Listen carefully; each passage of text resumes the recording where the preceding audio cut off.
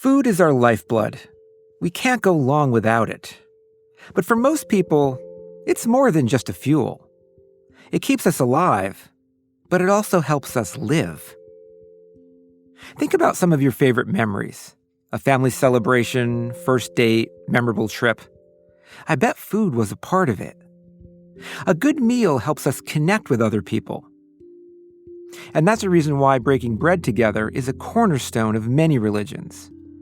But so is its opposite, going without food. Across the world, fasting plays a role in personal growth in many faiths, which, as someone who gets hangry if I haven't had lunch by noon, made me wonder, why? Why do so many religions periodically take away the very thing that nourishes our bodies and souls? On this episode, we'll talk with Imam and Harvard chaplain Dr. Khalil-Abdur Rashid about the role fasting plays in Islam and why not eating and drinking, that's actually the easy part. Challenge of Ramadan is not avoiding the food and drink and beverage. It's the unavoidability of the self that you're faced with. And while centuries of religions have recognized the many psychological benefits of fasting, science is just starting to catch up. We'll hear about some new studies happening at Arizona State University that show how even one day of fasting could help deepen religious commitment and overall well-being. What fasting is supposed to contribute to is this spiritual mindset of recommitment and reappraising your life and spiritual transformation. I'm Dave DeSteno, and this is How God Works. As a kid, I remember two big things about springtime. The joy of knowing the Easter Bunny was going to bring me lots of candy, and the heart-sinking knowledge that I would have to give up chocolate the whole month before the bunny arrived. Let's face it, as a kid, hope and despair often hinge on the simple things in life. Treats. See, for Catholics, the 40 days before Easter is a period known as Lent. It's a time for self-reflection and spiritual growth. And part of that is something called abstinence, going without certain foods, usually the ones you like the most. Some Catholics take it even further, giving up all food and drink for entire days. But this type of fasting isn't just something Catholics do. From Judaism's Yom Kippur to Hinduism's Maha Shivratri, most religions have some type of ritualized fasting tradition. But perhaps one of the most lengthy and intense is the fast during Islam's Ramadan. For this entire holy month, many Muslims will not eat or drink anything, not even water, from sunrise to sunset. I have to admit, my stomach is grumbling just thinking about this, which, according to Imam Khalil-Abdur Rashid, is kind of the point. Not to feel hungry and uncomfortable necessarily, but to gain what comes from that physical feeling. So in Islam, there are three objectives or purposes for fasting. The first is to cultivate a sense of mindfulness and awareness of the divine of God. The second is to inculcate a sense of deep gratitude, but not just deep gratitude, but persistent and consistent gratitude for all of the wonderful gifts that we have. And the third is to develop a type of mindfulness that facilitates strategic thinking or proper thinking about doing the right thing. So that's at a deeper sort of psychological level. So those are the three purposes of fasting in a nutshell. Khalil comes to this with a wealth of personal and professional experience. He studied social work, Islamic law, and served as an imam in New York City before coming to Harvard as the university's first full-time Muslim chaplain, where he regularly offers spiritual guidance and religious education to students and faculty on campus. A support that he says becomes even more necessary during Ramadan, as students navigate the utter exhaustion of juggling a rigorous academic load on an empty stomach, nightly prayer, and little sleep. They would wake up in the morning before dawn, so that would be around, let's say, 4 o'clock in the morning. They would have a small meal, certainly hydrate, drink a lot of water. If you're a coffee drinker, that's your time to drink coffee. And then when the sun rises or when dawn starts, a little after 5:15 in the morning, that's when the fasting actually begins, which means at that time, there's no eating, no food consumption, no drinking, not even water, throughout the entire day until the sun sets. And that's going to be until around 5:30. That's when the fast is broken. And then there's a prayer that accompanies the breaking of the fast.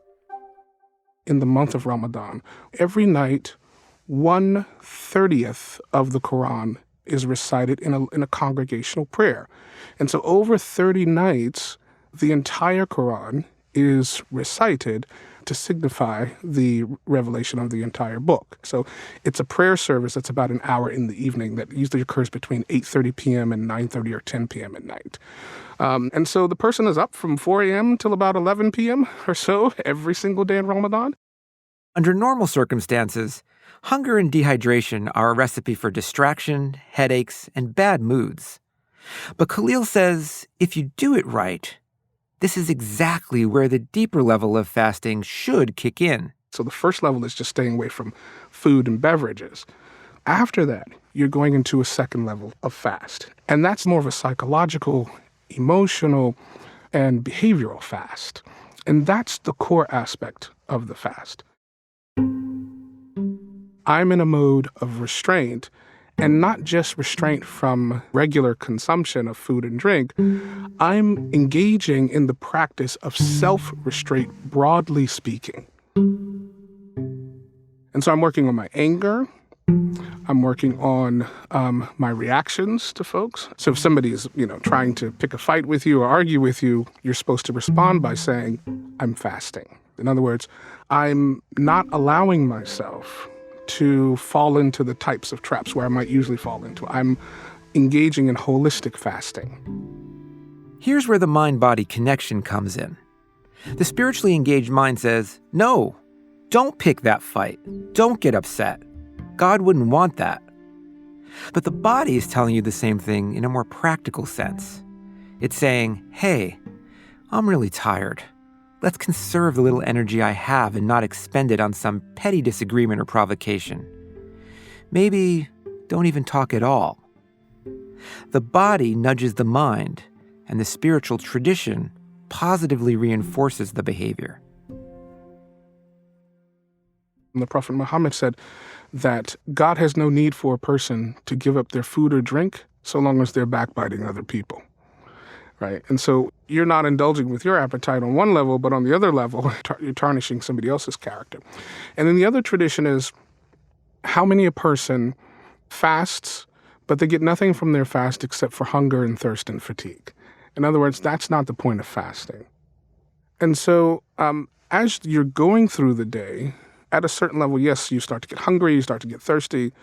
There's a change in the breath around 4 o'clock or so, you're not going to talk as much. And therefore, because you're not speaking as much, there is the tendency to be silent more. And because of that silence that happens, there's introspection that happens as a result of that. You're automatically more reflective. You're automatically more restrained. And so you think more about your actions. Dare I say, you actually think about your thoughts. Right, which is what is called also transcendental thinking. What are the types of things that trigger you? And you're more sensitive to those things. You have a heightened level of awareness to the changes in your mood. And because those things are not drowned by you stuffing yourself and consuming, you're no longer invested in rote consumption. When you stop consuming so many things, then you're left with yourself. So the challenge of Ramadan is not avoiding the food and drink and beverage. It's the unavoidability of the self that you're faced with. The mirror that gets put up in front of you, right? Who you are as a person becomes really obvious to you. Rote consumption, or what Christian tradition might call gluttony. As Elizabeth Oldfield, a guest on an earlier episode, noted, gluttony is one way to numb ourselves or to avoid deeper thinking. People will stop doing social media during Ramadan. In my family, this is not in the Islamic tradition, but just as a practice, we don't watch movies. right? So there's no movies. There's not even TV unless you're like late at night and you're watching and what's odd, many Muslims watch cooking shows at night, right? I don't recommend that at all, right? But a lot of things are turned off and tuned out and the volume is lowered. All kinds of consumption really goes down in Ramadan. And then what are you left with? You're left with your noise, right? You're left with you. When you fast in a religious context, one where you're also saying prayers that focus your mind on virtue and growth, rather than simply distracting yourself from hungry feelings by watching TV or playing video games, the fasting is a tool. It's part of something bigger, not an end in and of itself. In this way, you can think of the fast as a kind of cleansing, physically, mentally, and spiritually.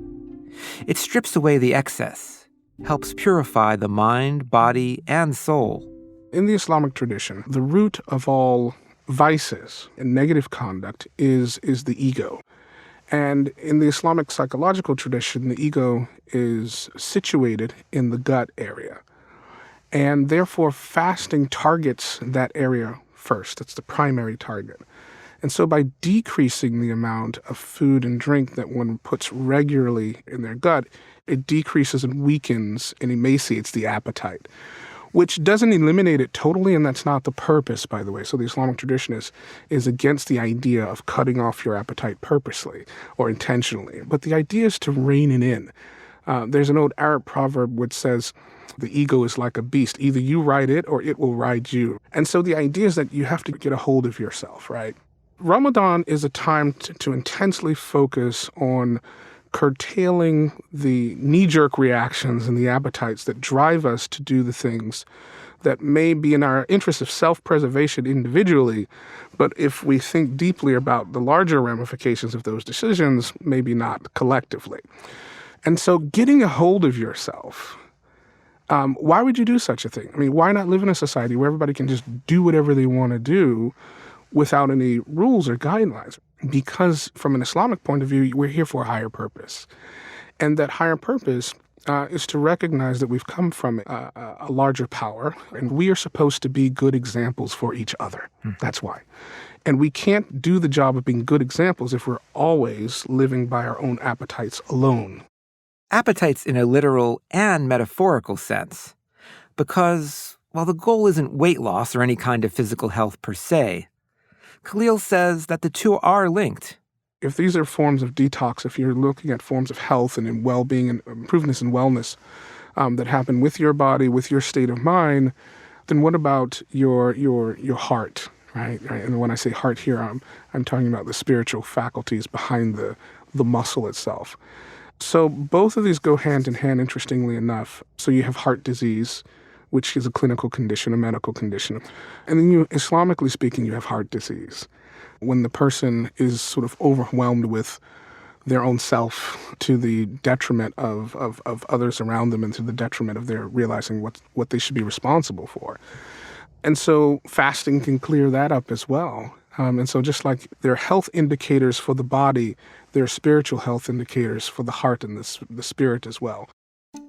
Even if these indicators hint that you're on the right track, fasting during Ramadan is uncomfortable at times and requires serious endurance. It can induce a whole shift in perspective towards something we've talked about on the show before, a flow state. Take another example, long-distance running.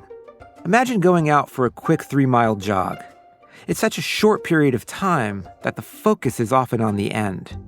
I'm not doing this for too long, so let's get it over with as quickly as possible. Now imagine running about 8 times as far, the length of a marathon. If you focus on the end, you'll never make it. You'll probably start out too fast, drink too much water, psych yourself out.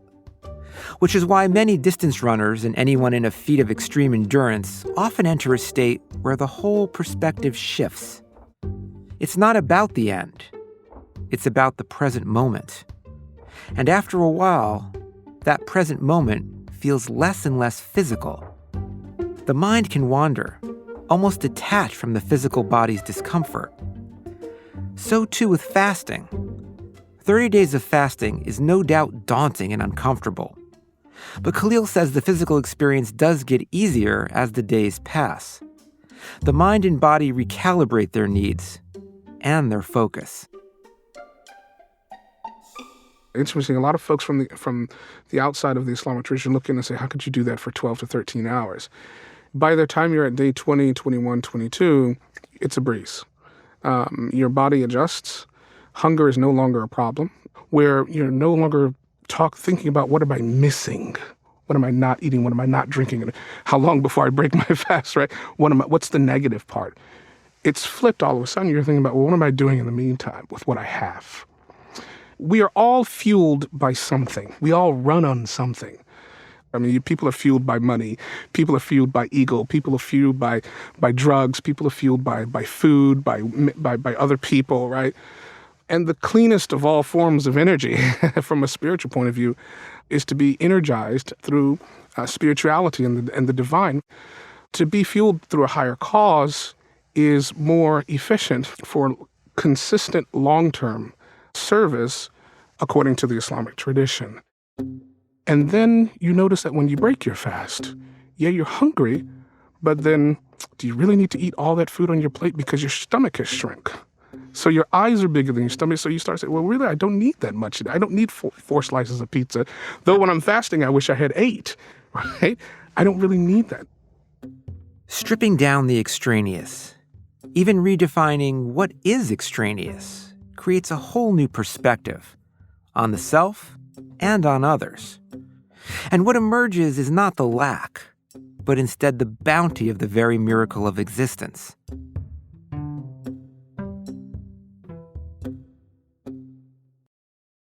When you don't have something that you normally would have access to, you think about the fragility of that. It starts with just the resources that we take for granted every day, food, water. I mean, how much waste do we engage in as a country, as a community? And then you think about the fact that during the next day, when you're going to fast, you'll appreciate that thing that you're about to waste. And what does this mean, not only at the individual level, but at the communal level? Which brings us to the third purpose of the fast, gratitude. If you're doing it right, desire and craving fade, replaced by a mindfulness and a generosity of spirit.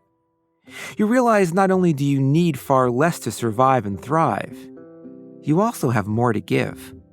So the idea of gratitude is not just about being thankful for being able to eat and what I'm eating, but it's about thinking about how to better manage and steward the wealth and the resources that we do have. So this ties into the other part of Ramadan, which is about giving.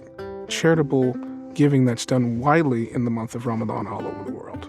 This is about, giving to others or sharing in your meal with them or giving them the first dibs on water, for example, treating somebody to iftar dinner. While fasting during Ramadan can feel inwardly focused, it's the evening, when the fast is broken, where the community building really kicks in. When the sun sets, it's time for the meal where everyone joins to break bread. Iftar, as it's called in the Arabic language and in the Islamic tradition, the iftar, which typically means breaking the fast, is better to be done with people. Rarely have I seen an iftar event where members of the community, whether it's, on campus or off campus, at a mosque or somewhere, where folks from the community are not invited, just to be a part of sharing a meal. And the beauty of sharing a meal is not only, I think, something that is deeply Islamic, but it also ties together the idea that our needs are essentially the same thing. They don't just include food and drink, but it includes like human connectivity and human togetherness as well. And so we've seen relationships forged through iftar dinners that had not been forged before through other means, right?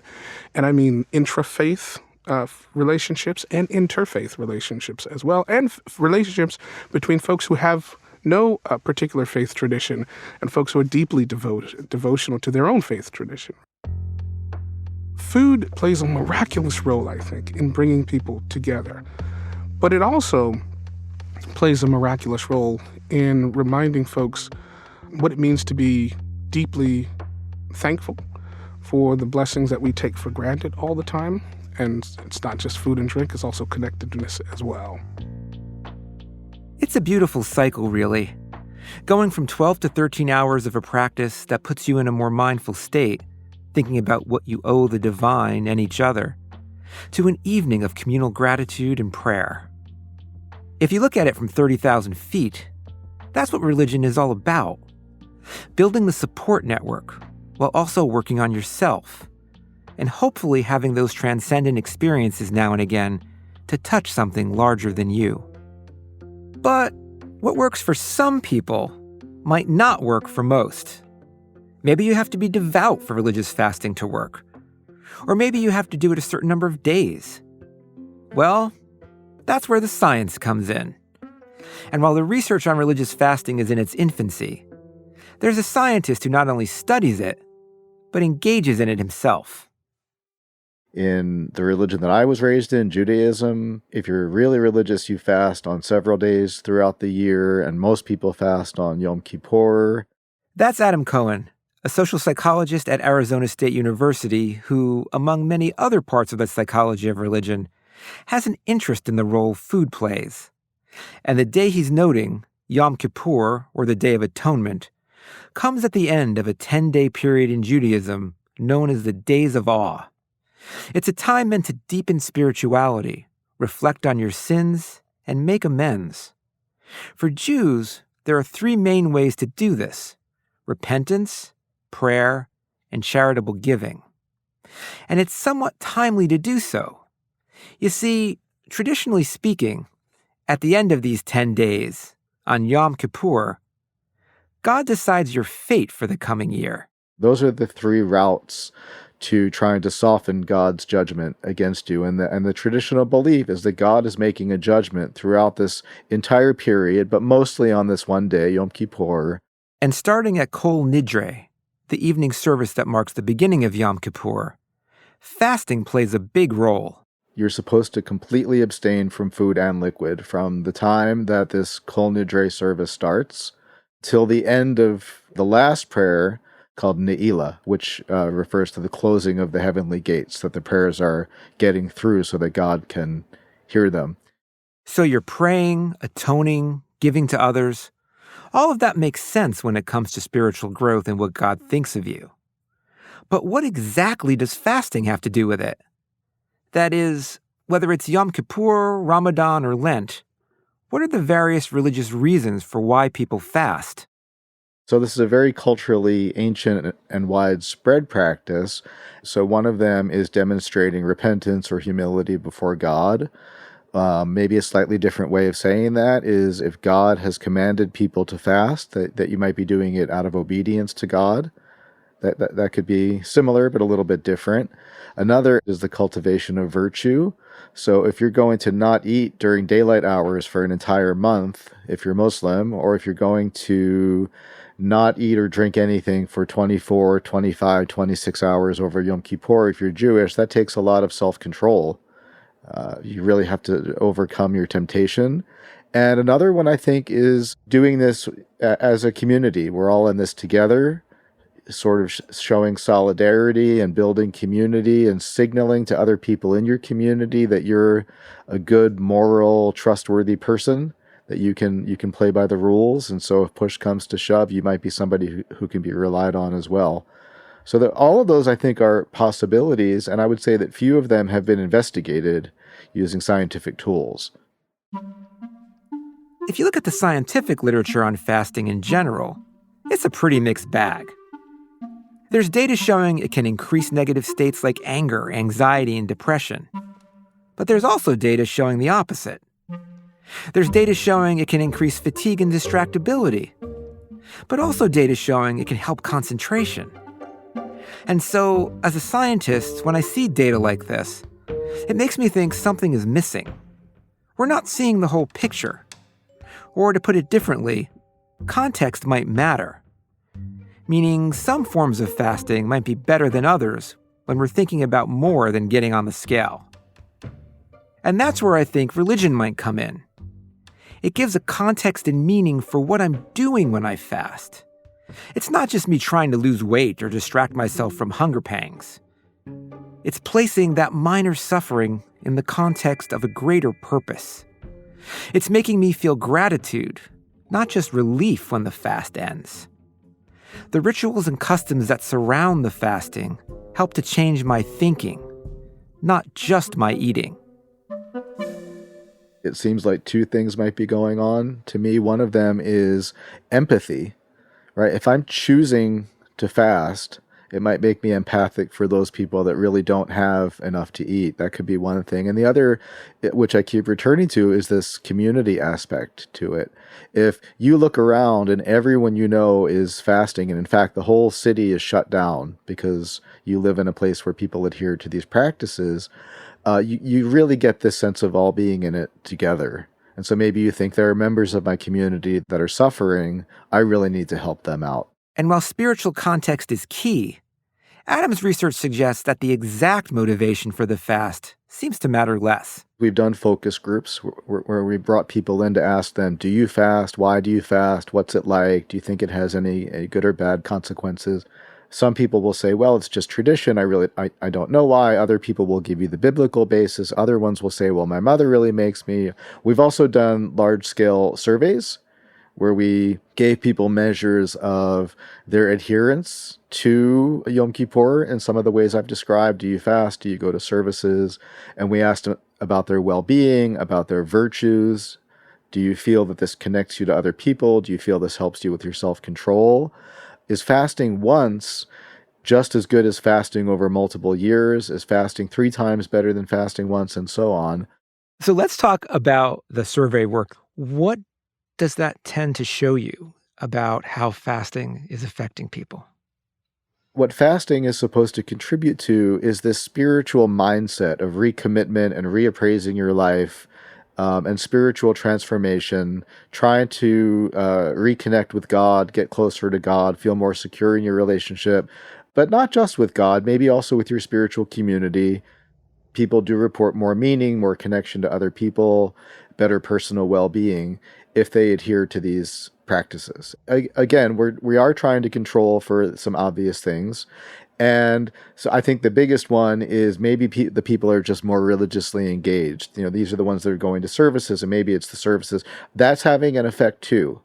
But it seems to be the case that the service attendance and the more specific Yom Kippur observances and the fasting stuff in particular are having their own effects as well. And those practices that are a part of fasting in so many religious rituals are key. Sure, I can fast a few days a month, or God help me, intermittently fast every day.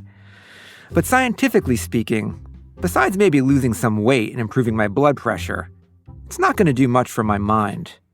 In fact, when it comes to improving well-being, it might even get in the way with all the grumpiness and irritability. And for me personally, that's where I think fasting may have led me astray.